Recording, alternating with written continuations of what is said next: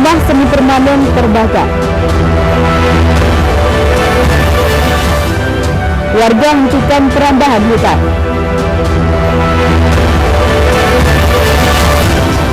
Hashim realisasikan aspirasi warga dan tampung keluhan buruh.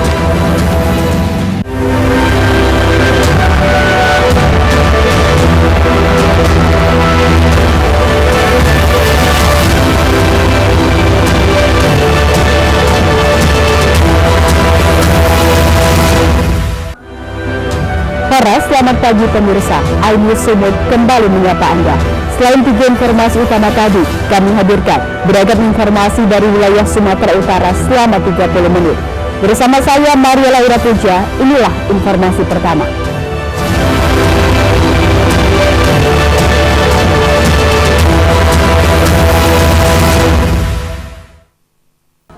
Pemirsa, saat ini rumah semi permanen ludes terbakar di Jalan Besar Air Loba Pekan, Kabupaten Asahan, Sumatera Utara.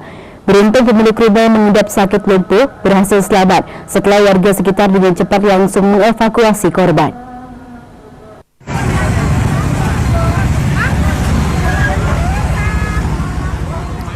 Api berkobar dengan hebat melahap satu unit rumah di Jalan Besar Air Loba Pekan, Asahan. Rumah yang terbakar di antara 2 ruko itu membuat panik warga sekitar dan berusaha memadamkan api dengan alat seadanya karena khawatir api menjalar ke ruko di sebelahnya yang merupakan kantor unit Bank BRI dan rumah warga. Petugas pemadam kebakaran yang tiba di lokasi langsung berjibaku untuk memadamkan api. Arif, Kasih Damkar Asahan mengatakan sebelum kebakaran pemilik rumah Apriyono 62 tahun yang tengah sakit lumpuh nyaris terjebak dalam kebakaran. Beruntung warga sekitar berhasil mengevakuasi korban. Diduga penyebab kebakaran muncul dari belakang rumah yang diduga akibat arus pendek listrik. Informasi itu terjadi kebakaran di Kecamatan Ekuasan, tepatnya di Pulau Ekloba, yang membakar rumah semi permanen di tengah-tengah ruko.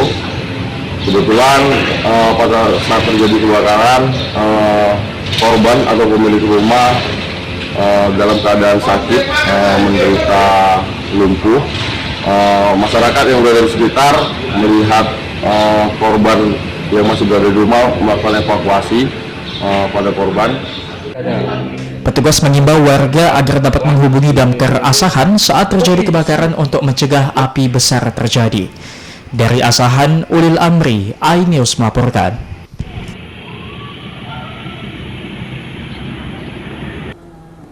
Pemirsa, hanya karena mencuri selembar seng dan 1 batang beroti kayu, seorang pria lanjut usia tewas dihajar 3 pria di Jalan Mawar, Kelurahan Sarirejo, Kota Medan. Korban tewas dengan luka sabetan senjata tajam di kedua kakinya dan luka lebam bekas pukulan roti di bagian kepalanya. Ketiga pelaku penganiaya lansia ini pun berhasil ditangkap polisi.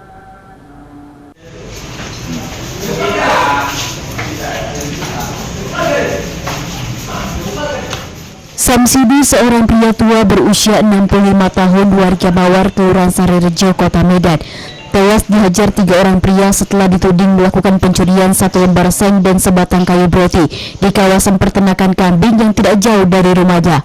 Polisi Polsek Medan Baru yang menerima laporan keluarga korban pun langsung melakukan penyelidikan dan menangkap 3 pelaku GE, AP, dan BO warga Medan, Polonia.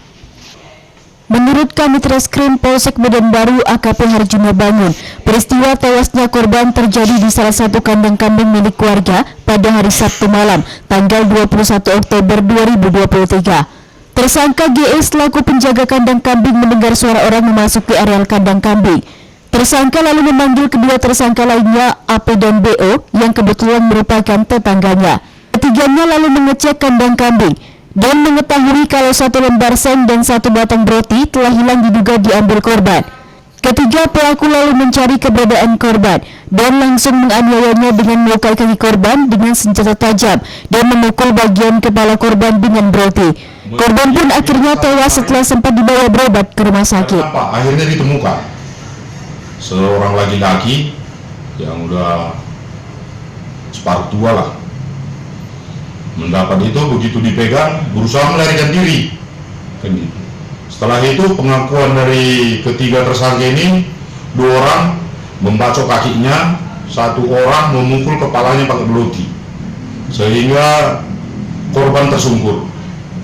Setelah itu dari kandang kambing itu korban ini diangkat ke dekat rumah penjaga kambing tersebut. Korban langsung meninggal dunia langsung di tempat. Korban ini meninggalnya di rumah sakit. Setelah datang ke keluarganya, dikabari keluarganya ada juga Pak K pingsan. Saat malam itu dibawalah ke rumah sakit. Akibat perbuatannya, ketiga tersangka dijerat dengan pasal 170 ayat 2 pasal 351 KUH pidana karena melakukan penganiayaan secara bersama-sama hingga mengakibatkan korban meninggal dunia. Ketiganya juga terancam hukuman 12 tahun penjara. Dari Medan, Adi Palapah, iNews melaporkan. Pemirsa, tim patroli siber Satreskrim Polrestabes Medan masih melakukan pemeriksaan terhadap tiktokers Bang Morteja yang menghina agama Kristen dengan menyebut salib adalah tiang listrik dan meminta umat Kristiani mengembalikannya ke PLN. Pelaku pun terancam hukuman penjara 6 tahun setelah dijerat pasal penodaan agama dan Undang-Undang Informasi serta Transaksi Elektronik. Kalau mana non-muslim itu nanti ujung-ujungnya bakal... Setelah berhasil ditangkap, tim patroli siber Satreskrim Polrestabes Medan di rumahnya di kawasan Deli Serdang. Tiktokers Bang Morteja yang menghina agama Kristen dengan menyebut salib adalah tiang listrik dan meminta umat Kristiani mengembalikannya ke PLN. Hingga kini masih menjalani pemeriksaan dan penahanan di Polrestabes Medan. Inilah video Bang Morteja diunggah kembali oleh beberapa pegiat media sosial. Salah satunya Permadi Arya lewat akun Instagram Permadi Aktivis 2. Dalam video yang cukup meresahkan umat Kristiani ini, TikToker berbadan tabung ini menyinggung soal tiang salib yang disembah oleh penganut agama Kristen dan meminta tiang salib dikembalikan kepada pihak PLN jika para penganut agama Kristen telah bertobat. Tidak hanya itu, pelaku juga menyebut jika mendapat kesempatan untuk mengunjungi gereja, dirinya akan membawa speaker Bluetooth dan memutar lagu film kartun Shaun the Sheep yang disebutnya sebagai hewan domba. Setelah video ini viral, polisi pun langsung bergerak dan menangkap Fikri Murtada, 28 tahun, selaku pemilik akun saat berada di rumahnya di kawasan Bandar Kelipah, Kecamatan Mercusuar pada tanggal 21 Oktober 2023 kemarin. Tersangka kami jerat dengan Undang-Undang ITE kaitannya dengan sengaja menyebarluaskan informasi yang bermuatan menimbulkan kebencian baik itu kelompok, ras, dan agama. Kemudian juga kami terapkan dengan pasal 156 KUHP kaitannya dengan penodaan agama dengan ancaman pidana 6 tahun penjara. Saat ini tersangka sudah dilakukan penahanan terhadap tersangka. Saat ini sudah dilakukan pemeriksaan dan sesegera mungkin kami kirimkan berkas perkara kepada jaksa penuntut umum. Motifnya apa ya, Bang? Dari keterangan tersangka melakukan hal tersebut bercanda dan tentu saja hal itu tidak dibenarkan dari aturan perundangan. Akibat perbuatannya, Fikri Murtada dijerat dengan Undang-Undang ITE karena dengan sengaja menyebarluaskan informasi menimbulkan kebencian baik itu kelompok, ras, dan agama. Pelaku juga dijerat pasal 156 KUH pidana terkait penodaan agama dengan ancaman pidana 6 tahun penjara. Dari Medan, Adi Palapah, iNews melaporkan. Pemirsa, Sekda Toba diduga pungli ASN 700 juta rupiah. Tetaplah bersama kami.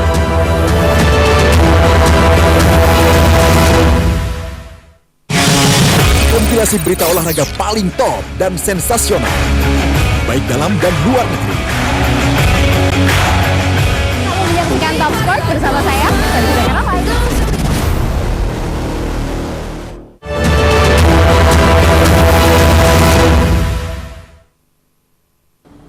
Terima kasih Anda masih bersama kami di iNews Sumut, inspiring and informative. Puluhan warga melakukan penghadangan dan menghentikan aksi perambahan hutan yang dilakukan oleh salah seorang pengusaha kayu di Desa Mondang, Kecamatan Sosa, Padang Lawas, Sumatera Utara. Aksi ini dilakukan karena warga memergoki pengusaha kayu tidak hanya merambah hutan di kawasan hutan rakyat, namun juga hutan lindung yang dikhawatirkan dapat merusak ekosistem alam sekitar.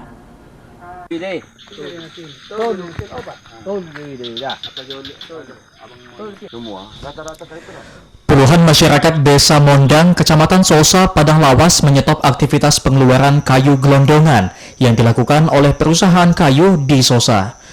Penyetopan pengeluaran kayu gelondongan dilakukan masyarakat karena kayu gelondongan tersebut diduga diambil dari kawasan hutan lindung di daerah kawasan Bukit Barisan.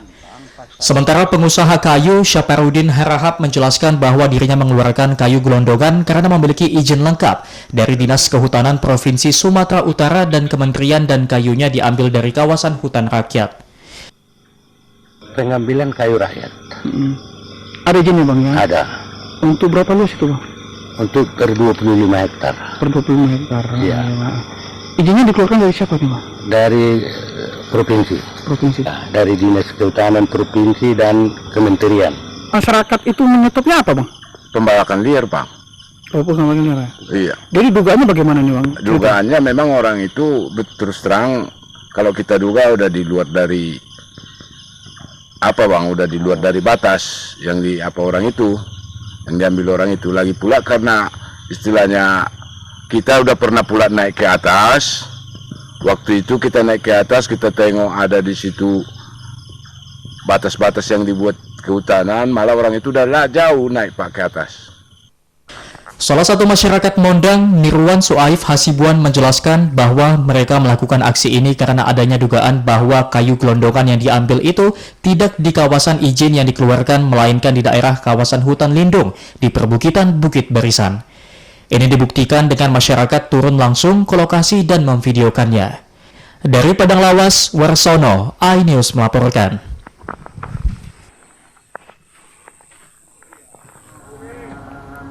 Pemirsa, viral di media online, Sekretaris Daerah Kabupaten Toba, Sumatera Utara diduga melakukan pungutan liar terhadap aparatur sipil negara hingga mencapai ratusan juta rupiah sebagai biaya ketuk palu perubahan anggaran pendapatan dan belanja daerah atau PAPBD. Namun tudingan ini langsung dibantah oleh Sekdakap Toba, Agus Sitorus. Warga Kabupaten Toba dihebohkan dengan beredar pemberitaan di salah satu media online lokal yang menyebut Sekretaris Daerah Kabupaten Toba, Sumatera Utara diduga melakukan pungutan liar terhadap aparatur sipil negara hingga mencapai ratusan juta rupiah untuk diserahkan kepada Sekretariat DPRD Toba sebagai biaya ketuk palu perubahan anggaran pendapatan dan belanja daerah. Bahkan berita yang diposting indigonews.com juga menyebut diduga Dinas Pekerjaan Umum dan Tata Ruang dan Dinas Pariwisata Kabupaten Toba telah menyetor uang kepada Sekdakap Toba, Agus Sitorus, senilai 700 juta dan 500 juta untuk biaya ketuk palu PAPBD tahun anggaran 2023 Kabupaten Toba di DPRD Toba. Menanggapi pemberitaan ini, Sekretaris Daerah Kabupaten Toba, Agus Sitorus, menyebut Pemkab Kabupaten Toba tidak pernah menyiapkan dana ketuk palu dari anggaran PAPBD tahun anggaran 2023. Dirinya juga berjanji akan menanyakan Dinas Kominfo Kabupaten Toba supaya pemberitaan indigonews.com dikaji ulang penerbitannya karena dianggap menyebarkan berita hoax. Dengan adanya isu seperti itu, kita tidak pernah konfirmasi terkait dengan ketok palu. Pemda tidak pernah menyiapkan dana ketok palu. Sama sekali tidak pernah ya Pak? Tidak pernah. Nah, isu yang beredar Pak, bahwasanya ada dugaan dari beberapa instansi kita, salah satunya Dinas PUTR dan Pariwisata memberikan dana cuma-cuma. Ini bukan Pak, dengan mahar 500 juta dan 700 juta untuk ketok palu. Sekali ketok palu Pak, apakah benar ya? Itu tidak benar. Sama sekali tidak benar Pak. Nah, dengan adanya beredar isu tersebut Pak, dan sudah dibuat oleh dari media-media yang lain. Nah, ini bagaimana tanggapan Bapak? Tanggapan saya keberatan. Keberatannya seperti apa nih Pak? Ya, sedang saya kaji sekarang. Sama sekali ya Pak ya? Dengan Kominfo, di mana untuk membuat somasinya. Terlepas dari bantahan Sekdakap Toba, Agus Sitorus, Masyarakat Toba hanya bisa berharap penegak hukum turut serta membuktikan kebenaran berita ini, agar warga Toba tidak merasa ada kasus yang diduga sengaja ditutup-tutupi oleh pihak-pihak terkait. Dari Kabupaten Toba, Aris Fernando Manalu, iNews melaporkan. Pemirsa, Hashim realisasikan aspirasi warga dan tampung puluhan guru. Tetaplah bersama kami.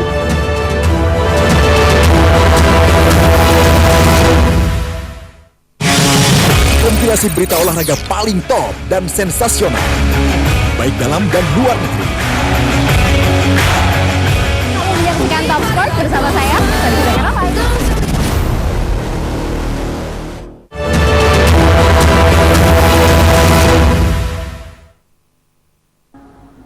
Terima kasih Anda masih bersama kami di iNews Sumut, inspiring and informatif.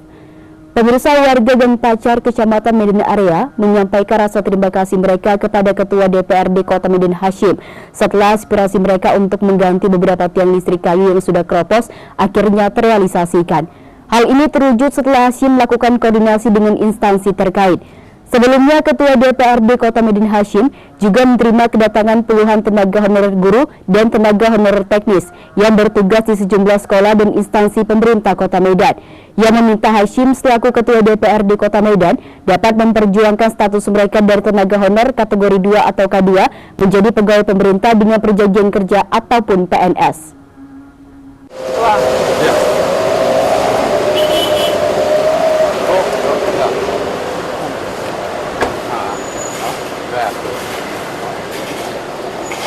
Setelah permintaan mereka untuk mengganti beberapa tiang listrik kayu yang sudah keropos akhirnya terrealisasi, warga Gang Pacar, Kecamatan Medan Area menyampaikan rasa terima kasih mereka kepada Ketua DPRD Kota Medan Hashim saat turun meninjau pemasangan tiang listrik yang baru bersama pihak PLN. Kedatangan Ketua DPRD Kota Medan Hashim di Jalan Air Hakim Gang Pacar, Kelurahan Tegalsari Mandala 1, Kecamatan Medan Area Kota Medan Rabu sore langsung disambut dengan penuh kekeluargaan. Sebelum memasuki Gang Pacar, Ketua DPRD Medan Hashim menyempatkan diri menyapa beberapa pedagang di Jalan Air Hakim. Bersama manajer PT PLN Persero ULP Medan Kota Ali Asmar Ginting, Ketua DPRD Kota Medan Hashim meninjau tiang listrik beton yang telah terpasang di Gang Pacar yang sebelumnya tiang kayu dengan kondisi sudah keropos dan membahayakan warga sekitar dan pengguna jalan yang melintas di kawasan itu. Di Gang Pacar ada 3 tiang listrik beton yang telah dipasang PT PLN Persero ULP Medan Kota atas permintaan Ketua DPRD Medan Hashim. Namun Ketua DPRD Medan sempat menyayangkan pihak PLN letak tiang listrik yang dipasang tidak sesuai harapan warga dan juga dirinya. Ketua DPC PDI Perjuangan Kota Medan itu pun meminta pihak PLN supaya nanti dapat memindahkan tiang listrik yang penempatannya tidak sesuai harapan warga tersebut.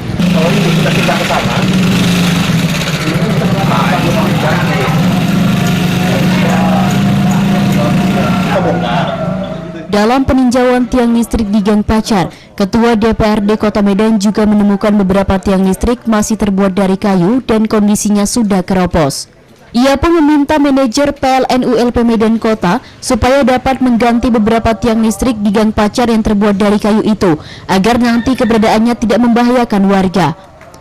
Kepedulian Ketua DPRD Kota Medan Hashim SE yang membantu terrealisasinya pemasangan tiang listrik beton di Gang Pacar, serta rencana penambahan tiang listrik baru di lokasi itu disambut gembira oleh warga sekitar.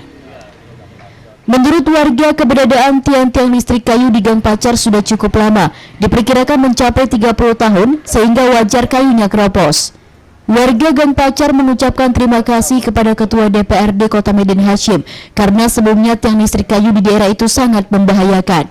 Sudah ada diganti? Yang ujung paling sana? Keropos sudah tua bang, udah seumur aku pun lebih bang, saya umur 30 tahun bang tiang itu bang, jadi wajar kami minta ganti, nanti jatuh kena orang kan bahaya bang. Kami sebagai warga Gang Pacar berterima kasih banyak kepada Bapak Hashim. Manajer PT PLN Persero ULP Medan Kota Ali Asmar Ginting mengatakan, sudah 3 tiang listrik beton yang mereka pasang di seputaran Gang Pacar dan ini merupakan usulan dari Ketua DPRD Kota Medan Hashim. Terkait kembali adanya permintaan penambahan tiang listrik baru di seputaran Gang Pacar dan kawasan itu, pihak PLN berencana akan melakukan survei ulang sesuai kebutuhan warga sekitar. Kemudian di situ ada kurang lebih 3. Artinya pasang juga sudah 3, tapi nanti akan kita coba lihat lagi lah. Nanti akan kita survei ulang apa saja yang menjadi kebutuhan di lokasi ini dan di beberapa lokasi yang di seputaran daerah ini. Keberadaan tiang ini artinya merupakan usulan daripada Ketua DPR?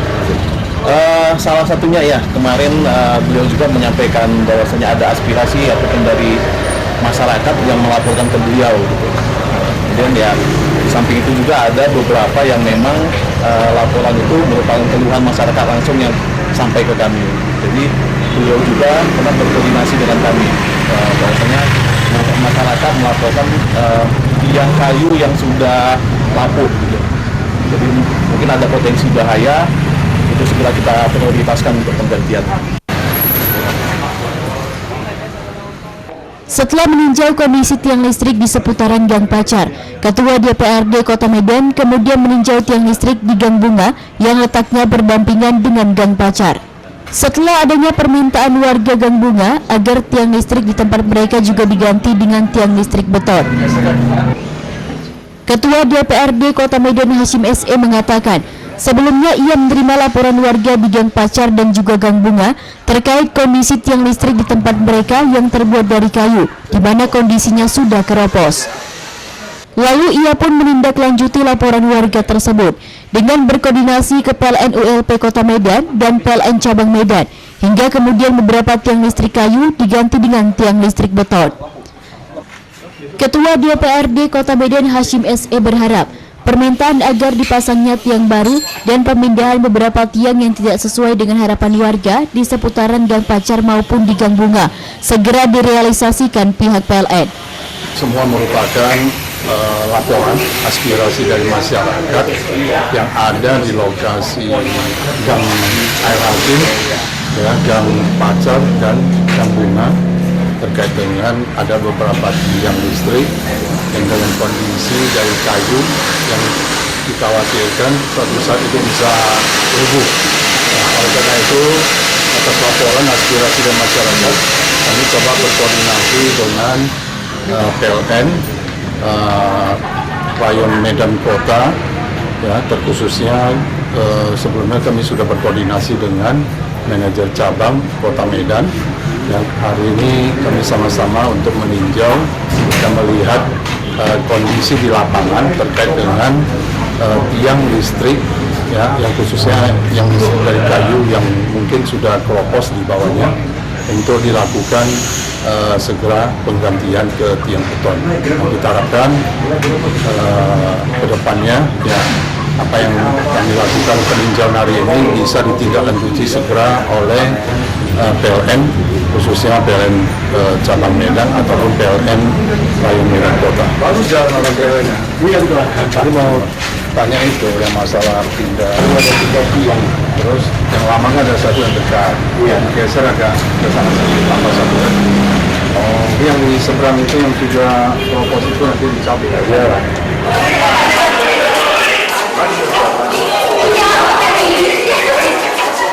Sebelumnya, Ketua DPRD Kota Medan Hashim SE menerima kedatangan puluhan tenaga honorer guru yang mengajar di sekolah negeri di Kota Medan, serta puluhan tenaga honorer teknis yang bertugas di sejumlah instansi pemerintahan Kota Medan.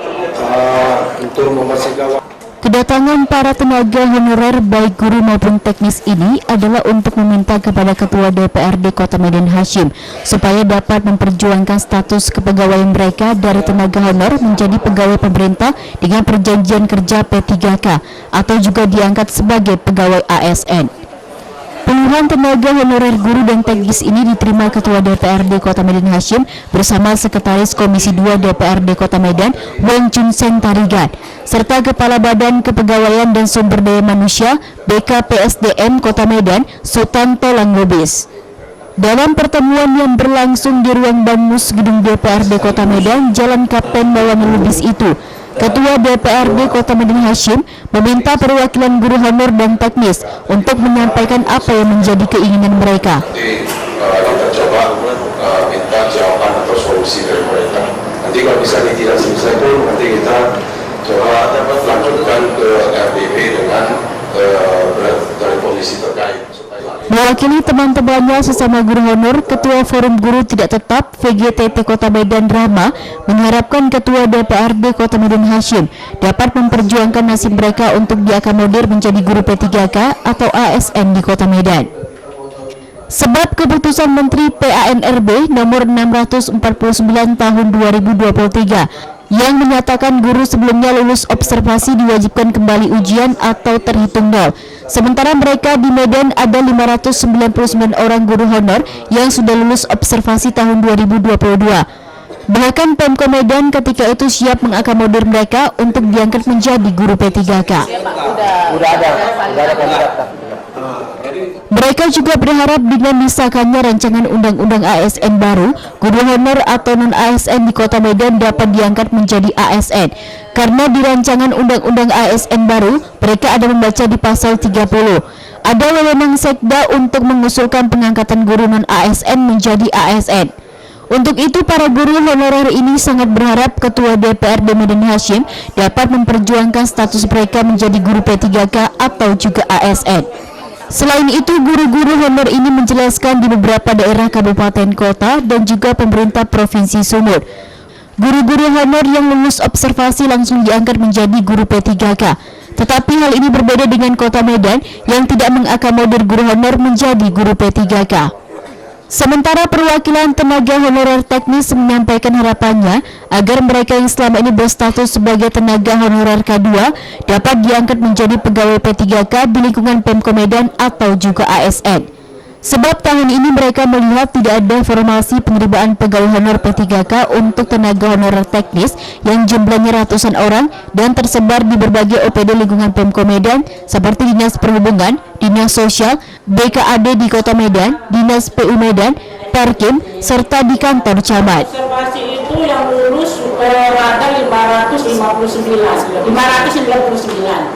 Nah, dan Pemko pun yang lalu siap mengakomodir.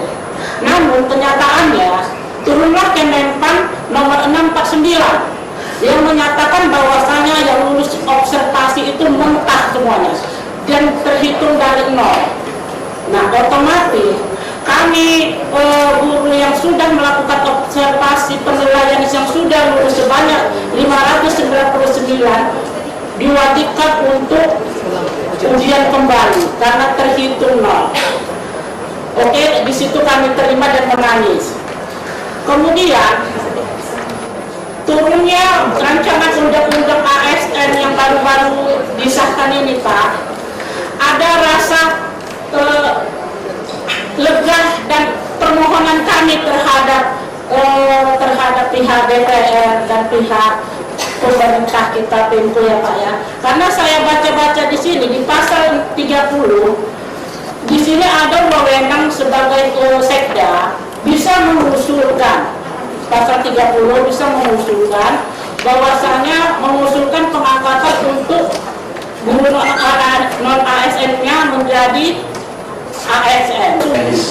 THK 2 awalnya kami agar kami bisa untuk diangkat sebagai entah itu P3K atau PNS itu kira-kira Pak, atau seperti apa, mungkin para pimpinan yang tahu. Sudah itu Pak, kami di sini memang berpencar-pencar Pak, ada di OPD, beberapa OPD, pokoknya satu Kota Medan. Apalagi yang di Dinas Kebersihan dulu itu sudah berpencar-pencar kemana-mana. Intinya begitu loh Pak, maksudnya kami mohon untuk dibukakan formasi atau diangkatlah kami sebagai PNS, begitu Pak. Mendengar keluhan tenaga honorer guru dan teknis tersebut, Ketua DPRD Kota Medan Hasyim pun meminta Kepala BKPSDM Kota Medan Sultan Tolang Lubis untuk menjelaskan apa yang menjadi keresahan para tenaga honorer di Kota Medan tersebut. Menurut Kepala BKPSDM Kota Medan Sutanto Langlubis, tahun ini Pemko Medan hanya menerima sebanyak 705 orang formasi P3K, terdiri dari 608 tenaga guru dan 97 orang tenaga kesehatan, dan tidak ada tenaga honorer teknis. Masalah pengangkatan tenaga honor menjadi P3K tersebut, Pemko Medan sendiri mengikuti mekanisme yang sudah ditentukan oleh pemerintah pusat.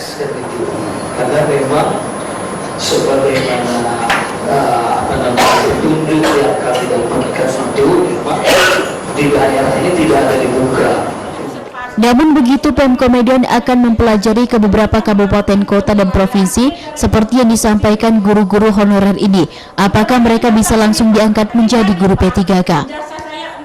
Lebih lanjut, Sutan mengatakan terkait rancangan undang-undang ASN yang baru disahkan, Pemko Medan masih menunggu salinan resminya.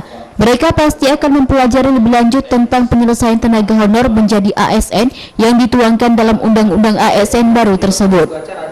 Ketua DPRD Kota Medan Hashim SE mengatakan, melalui pertemuan tersebut sudah terlihat titik terang bagi para tenaga honorer guru yang bertugas di sekolah negeri, bahwa tahun ini Pemko Medan telah membuka formasi pengangkatan P3K untuk guru sebanyak 608 orang.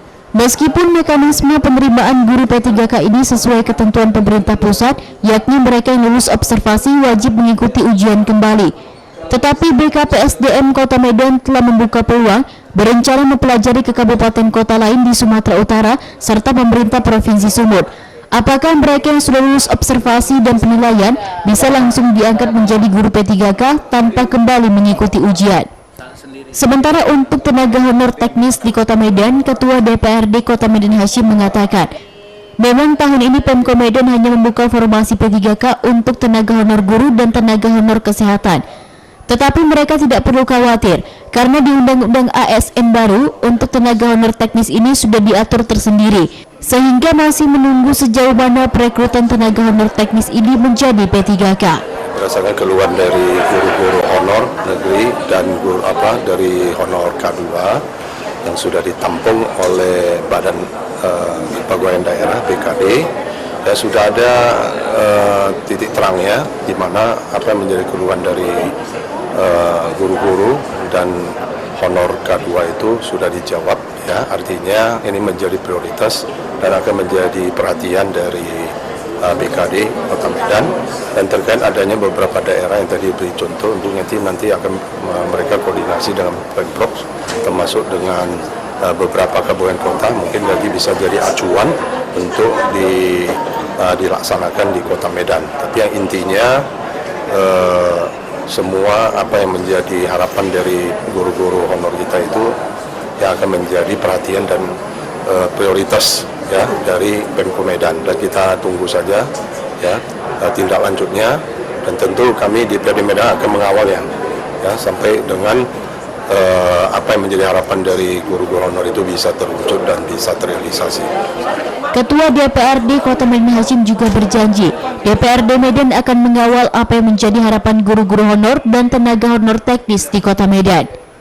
Dari Medan, Said Ilham, iNews melaporkan. Informasi tadi mengakhiri iNews Sumut hari ini. Saya Maria Laura Puja atas nama tim redaksi yang bertugas mengucapkan terima kasih atas kebersamaan Anda. Selamat beraktivitas dan sampai jumpa.